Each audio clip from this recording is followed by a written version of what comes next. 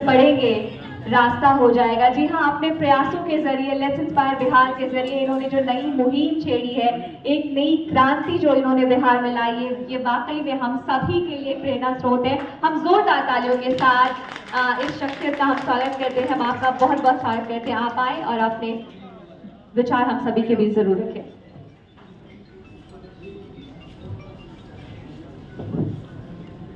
धन्यवाद प्रेरणा जी।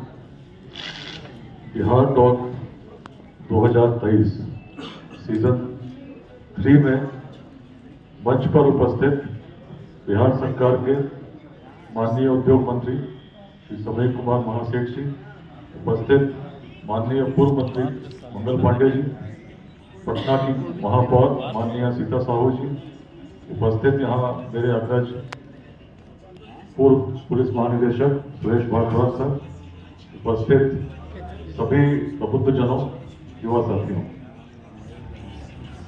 तीसरा अवसर है बिहार टॉक का और पहले अवसर पर भी मैं उपस्थित था। अब धारणा यही थी कि इस टॉक से कुछ ऐसे विचारों को हम निकाल सकें, समझ सकें जो हमारे बीच हैं, लेकिन जिन पर हम चर्चा बहुत कम करते हैं। तो ऐसा एक मंच बने जिसमें अनेक क्षेत्रों से वैसे प्रबुद्ध लोग मिलें, बिहार के विकास को कैसे गति दी जाए, कमी कहाँ है, किस क्षेत्र में हम और अच्छा कर सकते हैं, उसके साथ साथ विरासत का क्या संदेश है, विरासत से हम क्या सीख सकते हैं और कैसे बिहार को आगे ले जा सकते हैं। लगभग इन्हीं उद्देश्यों के साथ बिहार टॉक चंदन राज जी के द्वारा प्रारंभ किया गया था। इस अवसर पर बहुत संक्षेप में आज मैं बातें रखूंगा। बिहार पूर्व में भी इस बिहार टॉक में मैंने बातें रखी हैं और अक्सर जब हम बिहार की बात करते हैं हम अतीत में चले जाते हैं। अतीत में जब जाते हैं तो स्मरण करते हैं बिहार की महानता की। हर व्यक्ति गर्व से फूला नहीं समाता जब कहता है बिहार ज्ञान की भूमि थी, सबसे प्राचीन काल में वेदांत की भूमि थी। फिर ऐसे समय में जब ऑक्सफोर्ड और कैम्ब्रिज की कल्पना यूरोप में नहीं हुई होगी, उस समय विक्रमशिला और नालंदा जैसे विश्वविद्यालयों की भूमि थी जिसमें पूरे विश्व भर से लोग आते थे।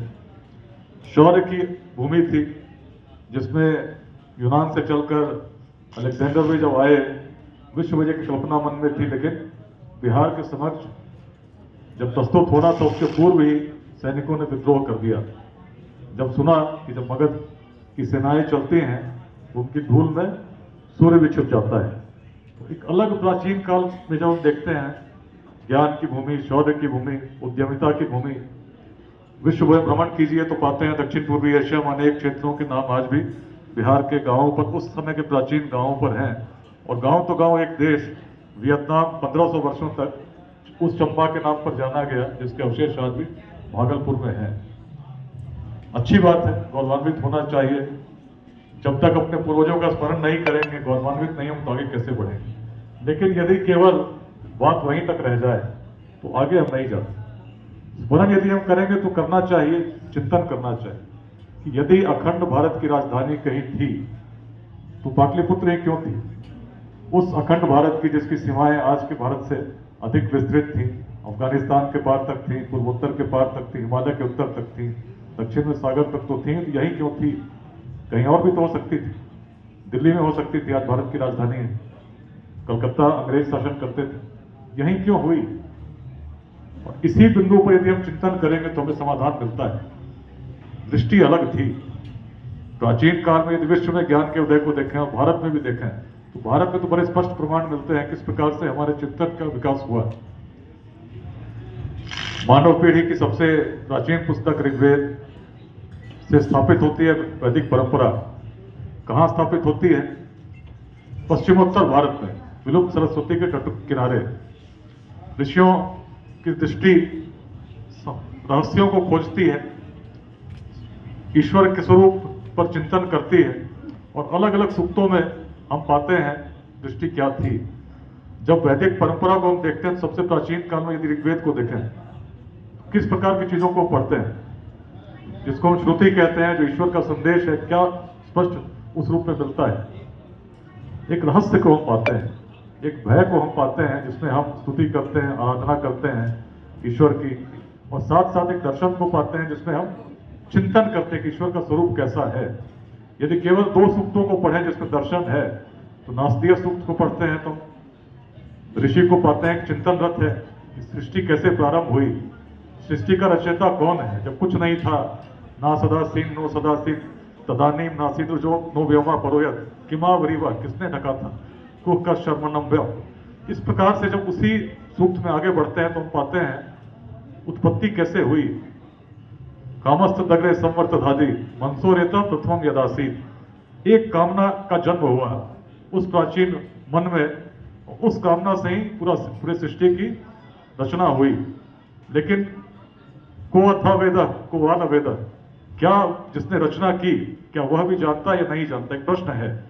उसी प्रश्न में कहीं ना कहीं जब हिरण्यगर्भ सूक्त में जाते हैं तो उस जिसने रचना की उसकी स्तुति है, वह था हिरण्यगर्भ से पहले विद्यमान, वही सारे भूत जात का स्वामी महान। और उस प्रकार की जब सोच को पाते हैं तो हम देखते हैं एक प्रकार का भेद है।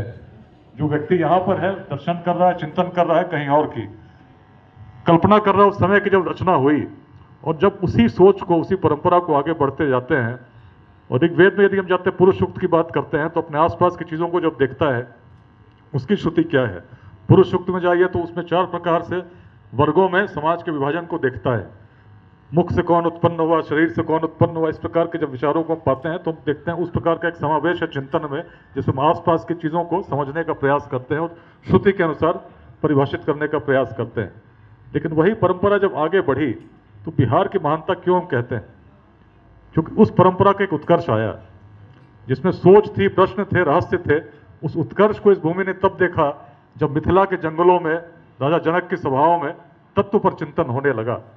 और तब इस भूमि की दृष्टि क्या थी, जिस वैदिक परंपरा का प्रारंभ एक प्रश्न से हुआ, उसका अंत यदि कहीं हुआ तो बिहार में तब हुआ जब ऋषि ने कहा ओम पूर्णमदः पूर्णमिदं पूर्णात् पूर्णमुदच्यते पूर्णस्य पूर्णमादाय पूर्णमेवावशिष्यते। जो पूर्ण था पूर्ण ही रहता है और पुनः पूर्ण में विलीन हो जाता है। दृष्टि क्या थी?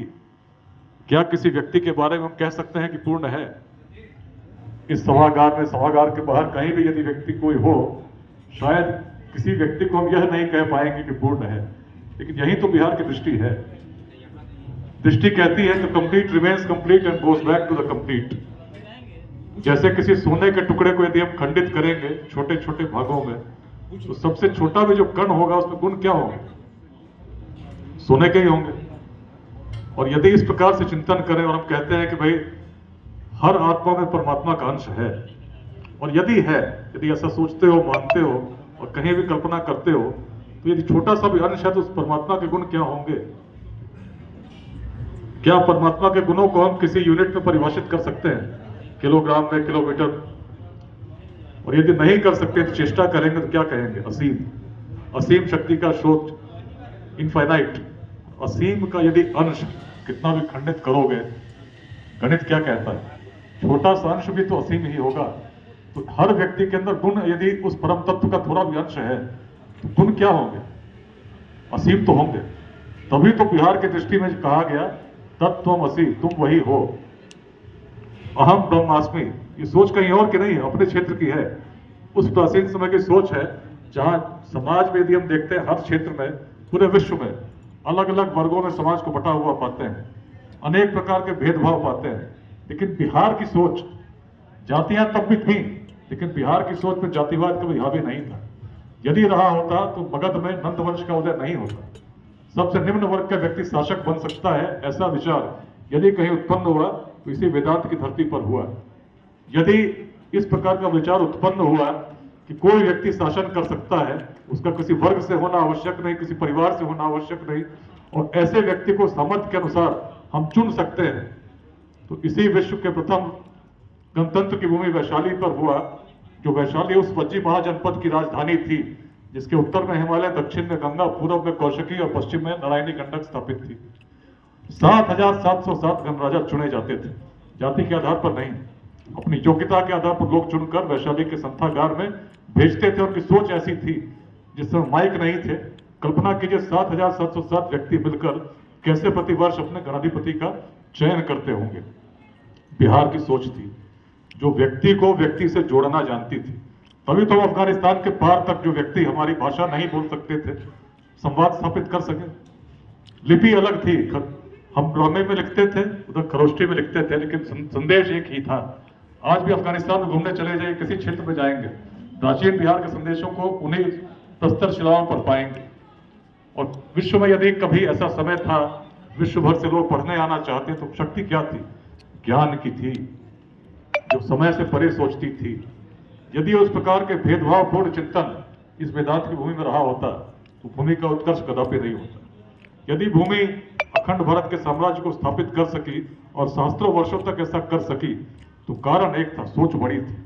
सोच छोटी होती तो मगध के सम्राट को अपने राजदूत चीन भेजने की आवश्यकता क्या थी? चिंतन छोटा होता। अभी लेट्स इंस्पायर बिहार से करीब 56,000 लोग जुड़े हुए हैं। कनाडा में भी जुड़े हैं, अमेरिका में भी जुड़े हैं, हैदराबाद में भी जुड़े हैं। कार्यक्रम आयोजित होते हैं, दुबई में भी कार्यक्रम हुए। सोच क्या थी? जब दिल्ली में कार्यक्रम हुआ तो लोगों ने पूछा, भाई बिहार का कार्यक्रम दिल्ली में क्यों? और स्पष्ट मैंने कहा, उत्तर मैं दूंगा। तुम कहते हो बिहार का कार्यक्रम दिल्ली में क्यों?